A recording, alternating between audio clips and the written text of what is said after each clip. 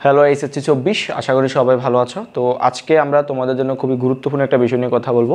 আগামী 12 তারিখ তোমাদের কৃষিগুচ্ছ ভর্তি পরীক্ষা অনুষ্ঠিত হতে যাচ্ছে। তো তোমাদের এক এক করে প্রায় অনেকগুলো অ্যাডমিশন শেষ। এখানে যারা ভর্তি পরীক্ষা দিবে একটা বড় অংশ কোথাও হয় নাই এরকম একটা অংশ কৃষিগুচ্ছে পরীক্ষা দিবে, অর্থাৎ কৃষিগুচ্ছ এবং গুচ্ছ এই দুইটাই ভর্তি পরীক্ষা তোমাদের মেইনলি আর আছে তোমাদের ভর্তি পরীক্ষার মধ্যে। তো আজকে আমরা কথা বলবো কৃষিগুচ্ছ ভর্তি পরীক্ষায় তুমি হল স্ট্র্যাটেজি, অর্থাৎ হলে তুমি কি কি ওয়েগুলা মানে খেয়াল রাখলে তোমার পরীক্ষাটা অনেক বেশি তোমার মানে মনের মতো হবে, অর্থাৎ পরীক্ষাটা ভালো হবে, একটা ভালো একটা কামব্যাক দিতে পারবা। তো আমরা চলো আমাদের আলোচনা শুরু করে যাক। তো আমরা কথা বলবো আসলে কৃষিগুচ্ছ 24-25 নিয়ে। তো কৃষিগুচ্ছ ভর্তি পরীক্ষায় দেখো এখানে তোমার ভালোই অ্যামাউন্টের একটা সিট আছে। প্রথমত হচ্ছে এখানে তোমার প্রায় আমি শিওর জানি না কয়টা সিট, 3,000 3,500 মতো, 3,000-3,600 এরকম একটা অ্যামাউন্টের সিট আছে। তো তুমি যদি এখানে একটা সিট কনফার্ম করে রাখতে পারো, তোমার কিন্তু অনেক বড় একটা চাপ কমে গেছে। এবং এরপরে যদি তুমি গুচ্ছ দিতে চাও তাহলে কিন্তু তোমার মাথা থেকে যে প্রেশারটা কমে যাবে। এবং অনেকেরই একটা স্বপ্ন থাকে কৃষি ইউনিভার্সিটিতে পড়ার। হ্যাঁ, বাংলাদেশের কৃষি ইউনিভার্সিটিগুলো কিন্তু অনেক ডিমান্ডিং ইউনিভার্সিটি, বিশেষ করে বাকৃবি, তারপরে শেরেবাংলা কৃষি বিশ্ববিদ্যালয়, এই বিশ্ববিদ্যালয়গুলো। তো এখন আমাদের ভিতরে অনেকেরই একটা ভালো একটা প্রিপারেশান থাকা ফলে আমরা পরীক্ষায় ভালো করতে পারি না, কিংবা হলে অনেক বেশি আমরা কি হয়ে যায়, এক্সাইটেড হয়ে যায়, কিংবা তোমাদের হলে মানে তোমার ইনপুট অনুযায়ী তুমি আউটপুটটা পাচ্ছ না পরীক্ষার হলে। ঠিক আছে, তো পরীক্ষার হলে তুমি যে বিষয়গুলো কাউন্ট করো, প্রথমত হচ্ছে তুমি দেখো একটা কোশ্চান পাবা, বড় একটা কোশ্চান পাবা। জিএসটি ভর্তি পরীক্ষায় অনেক ছোট একটা প্রশ্ন দেয়, তো কৃষিগুচ্ছে বেস্ট বড় সড়ো একটা প্রশ্ন দেয়, এখানে তুমি রাফ করার মতো জায়গা পাবা। প্রথমত তুমি যখন পরীক্ষার হলে দেখবা তুমি প্রশ্নটা পাবা, তোমার 1 ঘন্টা সময় থাকবে তোমার এর জন্য। এই বিষয়গুলো আমি এখানে মান বন্টনগুলো লিখে রেখেছি। জীববিজ্ঞানে 30 মার্ক, এগুলো তোমরা আশা করি জানো, যেহেতু তোমরা প্রিপারেশন নিচ্ছ। আর মাত্র আমি 9 তারিখ ভিডিও করতেছি, তোমাদের পরীক্ষা আর 3 দিন বাকি আছে। ইংলিশ 10 মার্ক, রসায়ন 20 mark, physics 20 mark, math 20 mark. তো দেখো এখানে যদি তুমি ভালো একটা মানের পরীক্ষা দিতে পারো, মোটামুটি ভালো একটা পরীক্ষা দিতে পারো, তোমার একটু কিন্তু ভালো একটা সিরিয়াল আসতে পারে। তো প্রথমত হচ্ছে তুমি যখন, আমরা আজকে বেসিক্যালি কথা বলবো তুমি পরীক্ষার হলে কি করবে, মানে পরীক্ষার হলে তুমি কোন ওয়েতে এমসিকিউগুলো দাগাবা। প্রথমত হচ্ছে তোমার এখানে মান বন্টনগুলো দেওয়া আছে। এখানে ইংলিশে 10 মার্ক আর সবগুলো 20 করে, জীববিজ্ঞানে ভালো একটা মার্ক 30 মার্ক। তো প্রথমত তুমি যখন পরীক্ষার হলে প্রশ্নটা পাবা, তোমার কাজ হবে যে প্রথমে পুরো প্রশ্নটাকে একবার দেখা মানে একবার চোখ বুলে যাওয়া। ঠিক আছে, এটা আসছে। তোমরা আবার ভাবিও না যে এইটা তোমাদের একটা সময় নষ্ট করবে, এইটা কখনো সময় নষ্ট না। তোমাদের একটা ভালোই একটা মানে আগে তুমি দেখবা যে বায়োলজিতে আমার কী প্রশ্ন আসছে, ফিজিক্সে কী প্রশ্ন আসছে। তুমি তো সবগুলো ধরে পড়া দরকার, মানে তুমি তো অনেক দিন ধরে কোশ্চেনগুলোর সাথে পরিচিত না, তুমি অনেক দিন ধরে প্রিপারেশন নিচ্ছ, তাহলে এই কোশ্চেনগুলোর সাথে তুমি বেশ পরিচিত।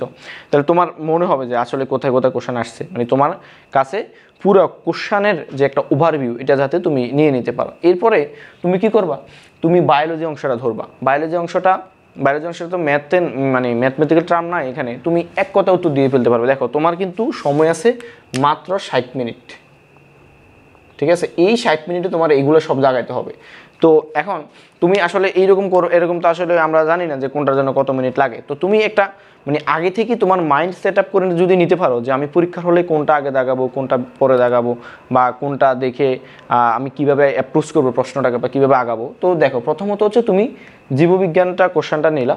কোশ্চেনটা তো এখানে 1 মার্কের কোশ্চেন, এখানে ভাবনা চিন্তার কিছু নেই। তুমি যা কমন পড়বে এটা দাগায় ফেলবা। ঠিক আছে, এই যে তুমি এরকম করে দাগায় ফেলবা, প্রথমত দাগায় ফেলবা। অনেকে কী করে এরকম মানে এরকম রাখে, পরে আসি দাগা, এরকম করবো না, কারণ সময় এখানে খুবই কম। ঠিক আছে, এমনও হইতে পারে ধরো মানে তুমি এরকম করে রাখছো, তোমার পেপার খালি রয়ে গেছে, টিচার এসে তোমার প্রশ্নটা নিয়ে গেছে, তখন কিন্তু তো ওয়ে মার্ক তোমাকে এটা দেখাবে না। তো এই ভুলটা করবা না। তোমার যেগুলো কমন পড়ছে তুমি সুন্দর করে এগুলো একটা বল পয়েন্টে ভালো করে দাগায় ফেলবা। তো যেগুলো কমন পড়ে নাই এগুলো নিয়ে তোমার মানে প্রথম ধাপে এগুলো দেখাবে না কখনো, মানে 50-50 বা 75% শিওর বা 80% শিওর, এগুলো কখনো প্রথম ধাপে দাগানো যাবে না। বায়োলজি অংশ শেষ করার পরে তুমি এরপরে ধরতে পারো ইংলিশ অংশটা তোমার আসলে ভাবনা চিন্তার মতো কিছুই নেই।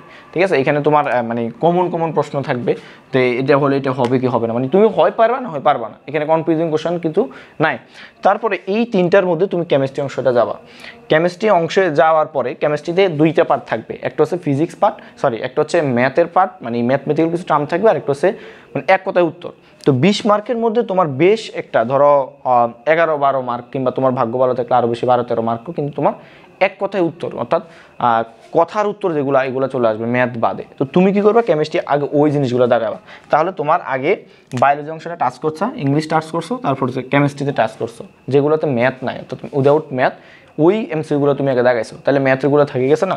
আচ্ছা, তো এইরকম দেখবা এই অঙ্কগুলো করার পরে, এই যে করার পরে তো কেমিস্ট্রিতে প্রথমত হচ্ছে তুমি ঠিক আছে যেগুলো ম্যাথ এগুলো দেখাই ফেলছো, এরপরে কিছু দেখবা, কিছু কিছু আসলে তুমি তো কোশ্চেন পরে দেখবে, এরপরে কেমিস্ট্রিতে যখন তুমি যাবা কিছু কিছু মানে ম্যাথ দেখবা যে খুবই এক লাইনের উত্তর, মানে একটা হালকা একটা যোগ বিয়োগ করলে, কিংবা ওই যে পিএস এর মান বের করতে, কিংবা ধরো আয়নের মান বের করতে, হ্যাঁ, বা ইলেকট্রন সংখ্যা, এখানে ইলেকট্রন সংখ্যা কত, নিউট্রন সংখ্যা কত, ছোটো ছোটো ছোটো ছোটো কিছু ম্যাথ আসে এখানে। কেমিস্ট্রিতে 2-1টা জিনিস আসবে, মানে হাইস্ট 2 থেকে 3টা যেগুলো বড় ক্যালকুলেশন বা 3-4 লাইন, এগুলো তুমি প্রথমত স্কিপ রাখবা, ঠিক আছে। তো কেমিস্ট্রিতে ধরো তুমি প্রথমত 1 লাইনের যে উত্তরগুলো আছে এগুলো দাগানোর পরে তুমি এই যে প্রথম যে ছোটো ছোটো ম্যাথ, মানে 1 লাইন 2 লাইনে করা যায় এরকম ম্যাথগুলো কিন্তু তুমি করে ফেলবা। তারপরে তুমি ফিজিক্সে আসবা, ঠিক আছে। ফিজিক্সে আসার পরে এবার তুমি ফিজিক্স অথবা ম্যাথ, আমি মানে তুমি ফিজিক্স, তুমি তো আগেই কোশ্চেনটা দেখছো, ফিজিক্স অথবা ম্যাথ তুমি যদি দেখো যে আসলে ম্যাথ কোশ্চেনটা মনে হচ্ছে আমার কাছে পরিচিত লাগে, এখন অনেকেই তোমাকে বলবে যে আগে ফিজিক্স দেখো ম্যাথ দেখো, আমি বলবো এটা না, তুমি আগে কোশ্চেনটা প্রথমত এক ধাপ দেখছো না, 1 থেকে 2 মিনিট সময় নিছো না, ওগুলো আসলে সময় নষ্ট না, ঠিক আছে। তোমার যদি ম্যাথটা সহজ মনে হয় ম্যাথ দেখাও, ঠিক আছে, যদি ফিজিক্সটা সহজ ফিজিক্স দেখো। তো আমাদের সময় ভর্তি পরীক্ষার সময় এমন হয়েছে জিএসটিতে যে সব বছর ম্যাথ কঠিন আসে, তো ম্যাথ সবাই লাস্টে রাখে। তো এই ভুলটা আমি নিজেও করছি, আমি এটাও একজন ভুক্তভোগী। আমাদের সময় ম্যাথটা সহজ আসছে জিএসটিতে, ঠিক আছে, এই রিসেন্টলি যে জিএসটি হয়েছে অর্থাৎ 23-24 24-25 23-24 আর কি। তো প্রতি বছর তোমার কঠিন জিনিসগুলো, মানে ম্যাথটা আছে তোমার কোথায়, মানে সবাই বলে যে ম্যাথটা পড়ে দেখো ম্যাথটা কঠিন আসে, কিন্তু আমাদের সময় আমি দেখছি যে ফিজিক্সের তুলনায় ম্যাথ 1000 গুণে সহজ হয়েছে। ওই যে আমি পরীক্ষার হলে মানে নিজে মাইন্ড সেট আপ করে নিয়ে গেছিলাম যে আমি ওইটাই লাস্টে দেখাবো। তো আমি বলবো এগুলো এই স্ট্র্যাটেজিগুলো ঠিক আছে, ঠিক আছে, এগুলো কঠিন প্রশ্ন সহজ করে এইগুলো ঠিক আছে, বাট ফিজিক্স আর ম্যাথের ক্ষেত্রে তোমার কাছে যেইটা সহজ মনে হবে তুমি ওইটা দেখাবা। আমার পরীক্ষার হলে বের হওয়ার পরে বা পরীক্ষা চলাকালীন আমার মনে হয়েছে লাস্টের দিকে যে আমি যদি আগে ম্যাথ দেখাইতাম আর আমি আরও কয়েকটা এমসিকিউ বেশি পাইতাম, ঠিক আছে। এই দুইটার মধ্যে তোমার কাছে আগে যেইটা সহজ মনে হবে এইটা তুমি করে ফেলবা। তো এখানে ম্যাথ এবং ফিজিক্সের ক্ষেত্রে ধরো আমি ধরে নিলাম তুমি ফিজিক্স ধরছো, তো ফিজিক্সের তুমি ক্যালকুলেশন করতেছো, ধরো যেই ম্যাথটা তোমার মিলতেছে না বা তুমি পারতেছো না, মনে পড়তেছো না, এটা স্কিপ, এটা নিয়ে বসে থাকা যাবে না, মানে যেটা পারতেছো এটা করতেছো, যেটা পারতেছো এটা করতেছো। ধরো তুমি একটা ম্যাথ তুমি জানো এটা তুমি পারবা, এই ম্যাথটা 3-4টা ধাপে করতে হবে, এছাড়া তুমি পারবা না, তুমি ওই ম্যাথটা তখন স্কিপ। তোমার এই লোভটা তোমাকে কিন্তু সামলাইতে হবে, ঠিক আছে। এই লোভটা যদি সামলাতে না পারো আসলে ভাই বড় বিপদ হয়ে যাবে।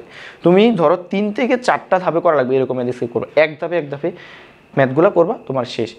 এই যে ফিজিক্স আমি যেটা বললাম যে 3-4টা ধাপে এমসিকিউ, এরকম আহামরি বেশি এমসিকিউ থাকবে না, এখানে ধরো 2 থেকে 3টা এমসিকিউ থাকবে। আর তোমার চান্স পাওয়ার জন্য 100 পাওয়ার দরকার নেই ভাই, তুমি একটা ভালো একটা অ্যামাউন্টের মোটামুটি 70%-এর উপরে যদি মার্ক পাও তাহলে তুমি চান্স পেতে পারো। এখন যদি বলো ভাই আমার তো মানে ভালো র্যাঙ্কে চান্স পাইতে হবে, ভাই আগে তুমি চান্স নিশ্চিত করো, আগে তোমাকে চান্স নিশ্চিত করে তারপর তুমি র্যাঙ্কে আগাবা। এখন যদি তোমার চান্সেই হয় কিনা এইটাই নিশ্চিত নাই, তুমি যদি সব ভুলে থাকো তাহলে তো হলো না। তুমি আগে একটা অ্যামাউন্ট একটা মার্ক তুমি উঠাই রাখো, পরে তুমি সময় পাবা, ঠিক আছে।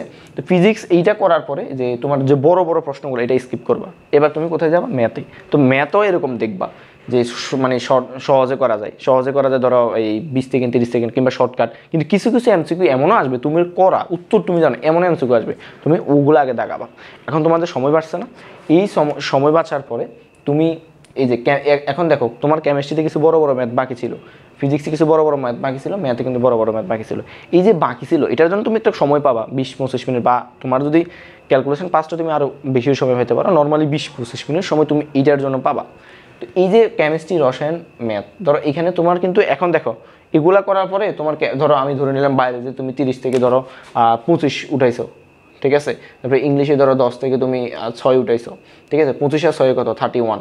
তারপরে কেমিস্ট্রি ফিজিক্স ম্যাথ, ধরো কেমিস্ট্রিতে ওই যে ম্যাথমেটিক্যাল টার্মের জন্য ধরো তুমি 5টা পারো না, ধরো তুমি 15টা উঠাইছো, 31 আর 15 তাহলে হচ্ছে 6 4 46। তারপর ফিজিক্সে ধরো তুমি 20টার মধ্যে তুমি শিউর আছো, ধরো কত 20টার মধ্যে ধরো আমি ধরলাম তো আমার 15টা তুমি শিউর আছো, তাহলে কত 11 6 61।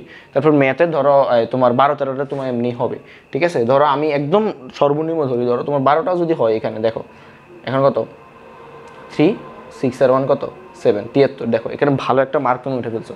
ম্যাথে তোমার আরও বেশি আসতে পারে 12, তোমার যদি ম্যাথ প্রিপারেশন ভালো হয়, ঠিক আছে। এখন তোমার একটু মানে তোমার এখন একটু নিশ্চয়তা আছে যে এইগুলা, এই যে 73টা আমি একটা মানে খসড়া করে আমি দেখাইলাম আর কি, এই যে 73টা MCQ, এইটা কিন্তু তুমি একটা শিওর চান্স পাওয়ার জন্য মোটামুটি মানে ভালো একটা মার্ক। এখন তুমি রিল্যাক্সে যে কঠিন প্রশ্নগুলো ওগুলো সলভ করো, কিন্তু তুমি যদি ওই যে কঠিন প্রশ্নগুলো ফেনিক্ট হয়ে যেতা, যে কঠিন প্রশ্ন সলভ করতে করতে তুমি সহজেই যে এই 73 মার্কটা তুমি নিশ্চিত করতে পারতে না, তাহলে তো বিপদ।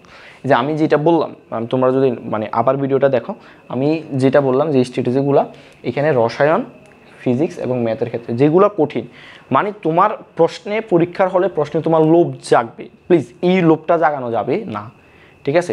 তোমার মনে হবে আরে এই ম্যাথটা করি পারি না, না ভাই তোমার তো আরও সহজ ম্যাথ আছে, তোমার তো এখানে তুমি কতটুকু পারো, তুমি কতটুকু মেধাবী, এইটা তুমি যাচাই করতে তোমাকে টিচাররা কোশ্চেন দেয় না, এইটা যাচাই করে তুমি ইউনিভার্সিটি যাবা না, চান্স পাবা না।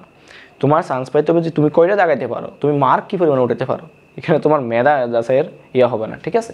তো তুমি তখন আস্তে আস্তে ধরো ফিজিক্স ধরছো, যে ঠিক আছে একটা ম্যাথ অনেক বড়, এটা ধরার দরকার না ভাই, এই ম্যাথ অনেকেই ধরবে না, ওটা তোমার ধরার দরকার নেই যে ম্যাথটা অনেক বড়, তো এইরকম ম্যাথটা আসলে বেশি আসবে না, ঠিক আছে। তো তাহলে তুমি কেমিস্ট্রি, ফিজিক্স, ম্যাথ এই তিনটা কিন্তু এইভাবে আঁকাবা। কেমিস্ট্রির ক্ষেত্রে আসলে ওরকম বেশি থাকে না, কেমিস্ট্রির ক্ষেত্রে দেখানো যায় সবগুলো। ম্যাথ এবং ফিজিক্সের ক্ষেত্রে এইটা একটু ভালোভাবে মনে রাখবা, যে ক্যালকুলেশনগুলো একটু বড় এগুলো তুমি সবার লাস্টে রাখবা, ঠিক আছে। যেই ক্যালকুলেশনগুলো আমি আবার বলতেছি, যেই ক্যালকুলেশনগুলো একটু বড় তুমি সবার লাস্টে রাখবা, তাহলে দেখবা তোমার ভালো একটা সৃষ্টিকর্তার ভরসায় তোমার ভালো একটা মার্ক আসবে, এবং তুমি মোটামুটি যদি সৃষ্টিকর্তা সহায় থাকে, তোমার প্রিপারেশন সব কিছু ঠিকঠাক থাকে, একটা ভালো একটা মার্ক তুমি নিয়ে আসতে পারবা। তো সবার জন্য শুভকামনা রইল, সবাই ভালোভাবে পরীক্ষা দাও, আর ফেনিক্ট হওয়া যাবে না, হতাশ হওয়া যাবে না। এই সময়টাতে একটু রিভিশন দাও, বারবার জিনিসগুলো, কোশ্চেন ব্যাংকটা সলভ করো, কৃষি কোশ্চেন ব্যাংকটা অনেক বেশি আবার সলভ করো, হ্যাঁ। কোশ্চেন ব্যাংক সলভের আসলে বিকল্প নাই।